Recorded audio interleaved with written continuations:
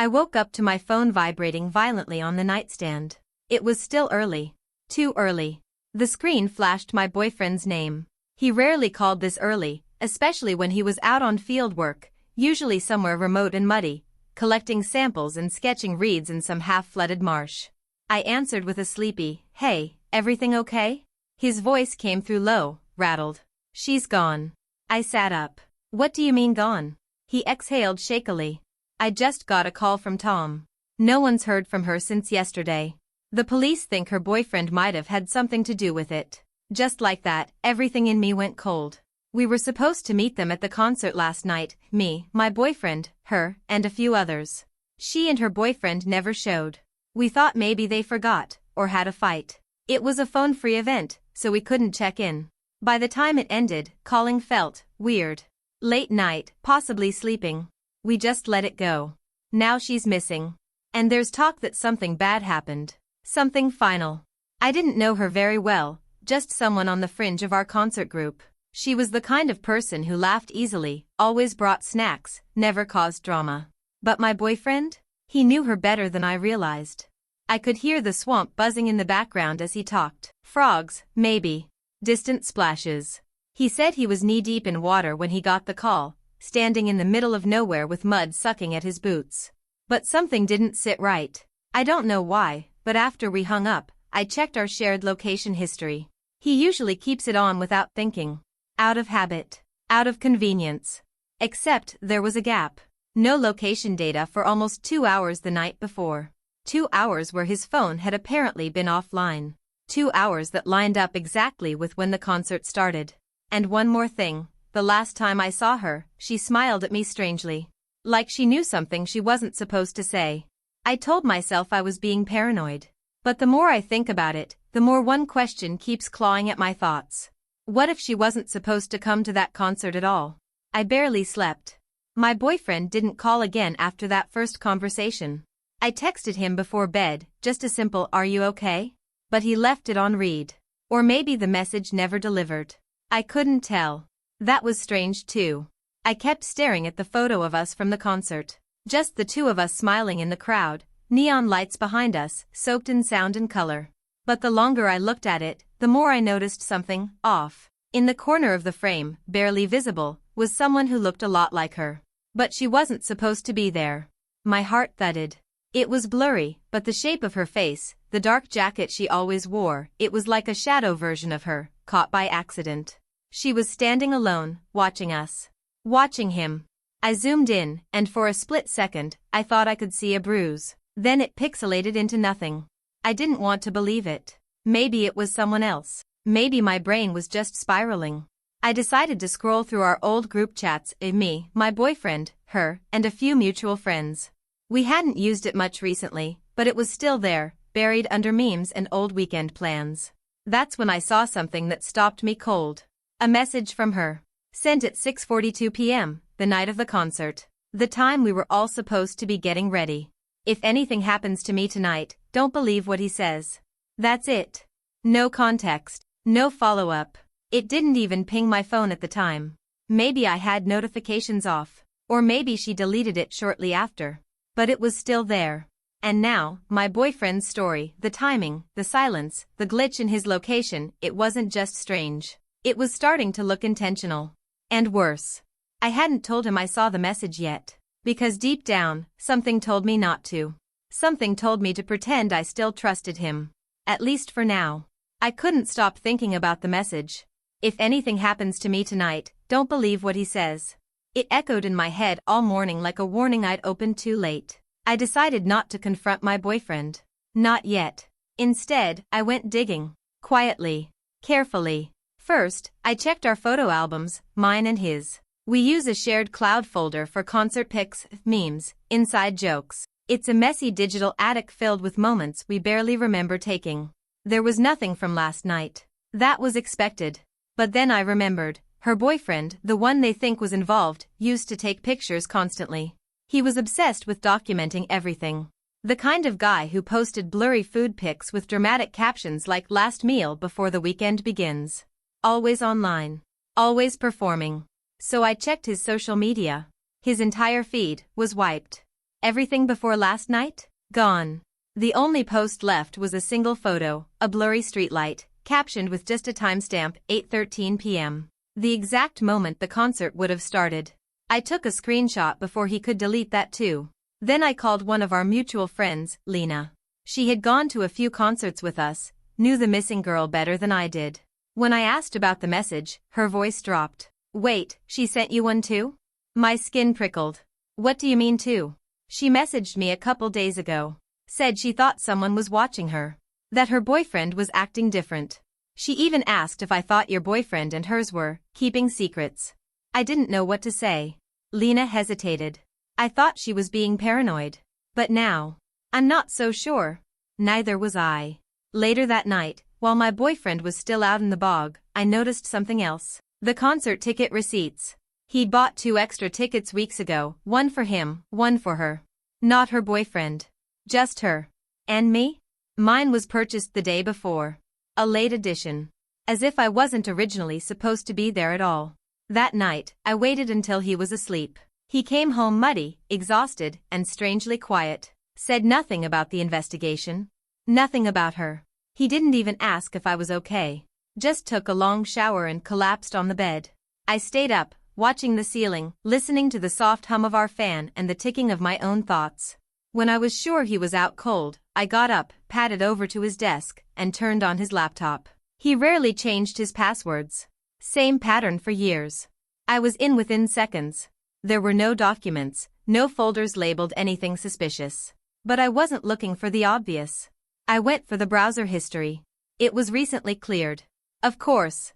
But he forgot something, his autofill search suggestions. And in those, I found it. Can someone disappear without a trace? How to erase location history.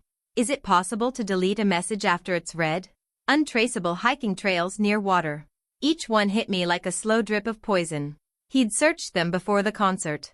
I took photos of the screen with my phone. Just in case. Then, I noticed something else, an unsent draft in his email. It was still open, like he'd written it in a hurry and never hit send. The subject line was blank, but the body read. She said she was going to tell someone. If she does, everything's ruined. There was no name. No context, but my stomach churned. Before I could close out, I heard a noise, soft, but unmistakable. The floor creaked behind me. I turned around. He was still asleep. Or, pretending to be. I slipped back into bed, heart pounding, mind racing. Laying there in the dark, I realized something terrifying. She didn't vanish by accident. She was silenced. And whoever did it, might not be finished yet. The next morning, I woke up before him. His arm was draped over me like nothing had changed. Like there wasn't a dark hole opening under everything we thought was normal. I lay there, completely still, pretending to be asleep.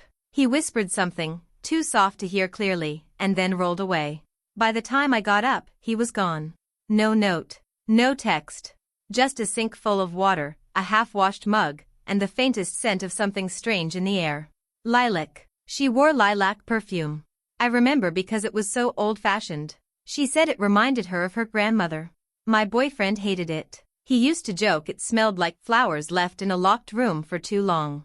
But now, it lingered in our hallway. I checked the front door. Locked from the inside.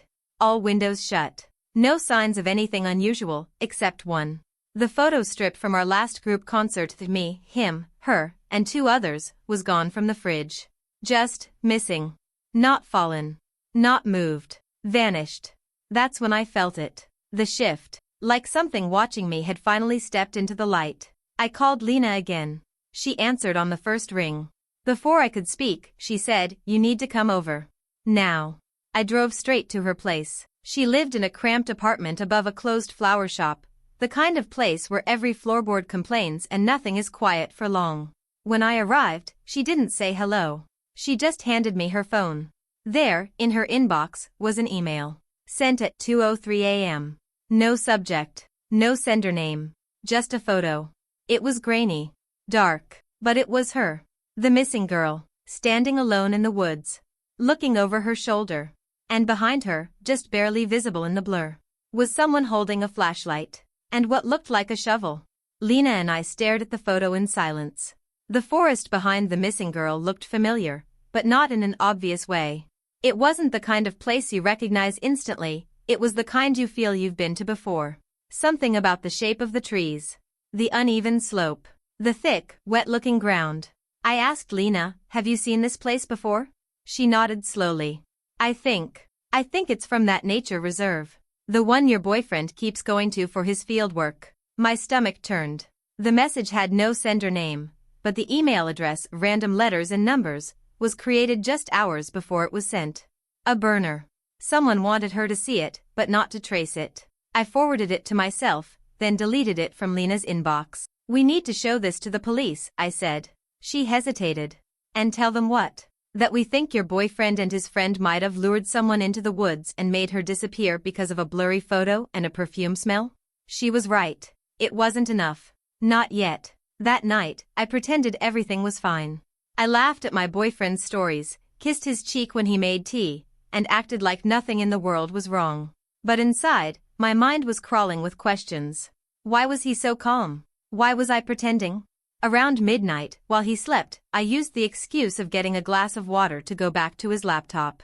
This time, I checked his downloads. There were 3 saved images.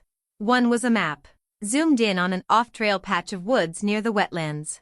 The file name, access.2_final. Another was a blurry aerial shot of a clearing. And the third was a list. 3 names. His, her boyfriend's, and hers. Hers was crossed out. Below the names was a line in red, bolded. Don't dig unless necessary. I heard something behind me. A breath. I turned. But no one was there.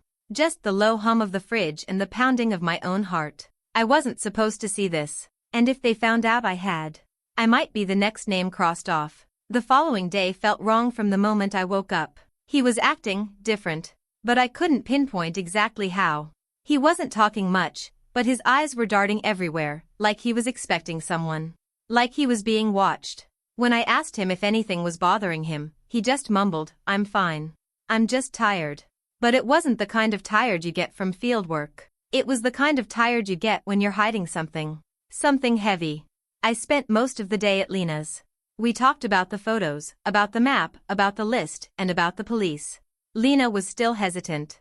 I couldn't blame her. But I couldn't back out now. The deeper I got, the more I realized I was already in it. We needed proof. Real, undeniable proof. At 3:42 p.m., I got the message. It was from an unknown number. Leave it alone. Don't dig. I didn't tell Lena right away. I didn't need to make her more nervous than she already was. But my hands were shaking as I read it. This wasn't a warning anymore. This was a threat. That night, I couldn't sleep. The walls felt too close. My heart raced with every noise, every shadow, and every creak of the floorboards. At 2:17 a.m., my phone buzzed. It was him. I need to talk, the message said. Meet me at the old trailhead. It's important. It was close to the spot on the map I had seen earlier. The one with the red note. The one that said, don't dig unless necessary. I grabbed my jacket and snuck out before I could second-guess myself. When I arrived, the area was silent.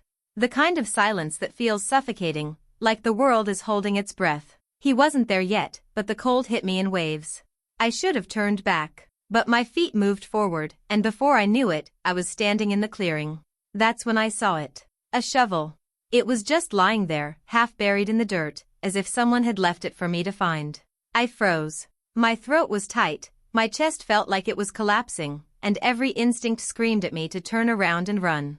But before I could move, I heard footsteps behind me. I spun around, but there was no one there. Nothing but the cold air and the sound of my own pulse thumping in my ears. Then, a voice broke the silence. Don't make this harder than it has to be. I turned again, my heart now racing, and found him standing at the edge of the clearing. My boyfriend. But this wasn't the man I knew. This wasn't him. His face was cold, eyes empty. And in his hand, he was holding another shovel. I stood there, frozen, my breath coming in ragged bursts. The shovel he held wasn't just an ordinary tool. It was heavy. It was purposeful. He gripped it like he knew exactly what to do with it. But it wasn't just his hand on the shovel that made my blood run cold. It was his eyes, empty, distant, like he wasn't even looking at me. Like I wasn't even there. You need to leave, he said, his voice low, like a warning. Before you get hurt. I took a step back, my heart thudding so loudly in my ears I could barely hear him. What's going on? What did you do? For a moment, I thought I saw a flicker of something. Guilt? Regret? But then it was gone, replaced by a chill that made the air around us feel like ice. You shouldn't have come here, he said again, his voice colder this time. This is bigger than you think. I didn't know what to say. Part of me wanted to run. But the other part of me, the one that was terrified and confused, needed to know. I needed answers. I needed to understand. Before I could speak, he dropped the shovel to the ground with a soft thud. It wasn't supposed to be like this, he muttered. She was supposed to leave, and everything would have been fine. Who? I whispered. He didn't answer. Instead, he turned his back to me, walking toward the edge of the clearing. I hesitated for only a moment before I followed. My heart was pounding so loudly, I could barely breathe. He stopped at a small mound of dirt just off the trail. It didn't look like much, just an innocuous hill. But the closer I got, the more I realized it wasn't a natural rise. It was too perfect, too even. And then I saw it. The edge of something. A scrap of fabric. White, twisted into the dirt. My stomach churned. Stop, he said. His voice cracked. It's not what you think. But it was too late. I dropped to my knees and yanked at the dirt, pulling at the fabric. There, half buried beneath the earth, was the missing girl's jacket. The one she wore to the concert. It was stained. I didn't need to see anything else. My hand trembled as I pulled it free, and in the stillness of the night, I heard my own voice, barely a whisper. Why? Why did you? But before I could finish, he was behind me. Faster than I expected. His hands wrapped around my wrists with a brutal grip, yanking me back. I told you to leave, he hissed. You didn't listen. You never listen. I struggled against him, but his strength was unnatural. It was like he was holding back something darker. And that's when it hit me. The emptiness in his eyes. The coldness of his touch. It wasn't just the trauma of losing a friend. It was something else. Something twisted. He wasn't human anymore. And just as the ground seemed to tilt beneath me, I realized something that sent a fresh wave of terror crashing over me. I hadn't been the one they were trying to silence. I was just the one who had found out. I was suffocating. His hands, cold and vice-like, pulled me away from the shallow grave, dragging me through the underbrush like I was nothing but a rag doll. Every step felt like my body was breaking, but my mind was elsewhere. I couldn't focus on the pain. Not anymore. All I could think about was the girl's jacket in my hand. The fabric still felt warm, like it hadn't been buried for long. He was pulling me back to the car, I realized. And that's when it all clicked. The car. The place where everything started. The place where she should have been last night. The place where no one would have looked. It was a lie. All of it. You don't have to do this, I gasped, struggling for breath. You never had to do this. His grip tightened, and he turned back toward me, his eyes finally meeting mine. There was no anger there. No rage. Just emptiness. It's already done, he muttered, almost to himself. It's too late for you to fix this now. The car was just ahead, and with one final heave, he shoved me inside. My hands were still shaking, and my head was spinning, but there was one thing I knew for sure now. This wasn't just about her. It never had been. He had used me. I was the distraction. The whole time, while I thought I was uncovering a secret, he had been covering up something far worse. Far darker.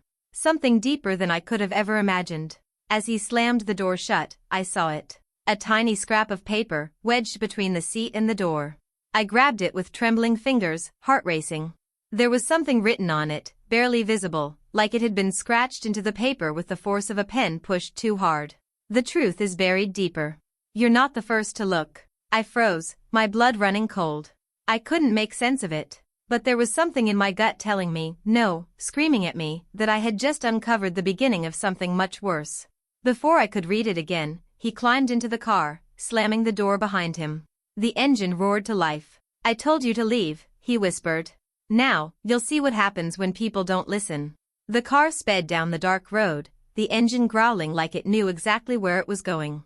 I felt the pressure in my chest, like I couldn't breathe, like the weight of everything I'd discovered was too much for my mind to process. My thoughts were scattered, lost in a haze of fear and confusion. The paper was still clutched in my hand, the message burned into my brain, the truth is buried deeper. You're not the first to look. And then, it hit me. I wasn't the first. Others had come before me. Others had found pieces of this twisted puzzle. And now, they were gone. Just like her. Just like the people who'd disappeared before her.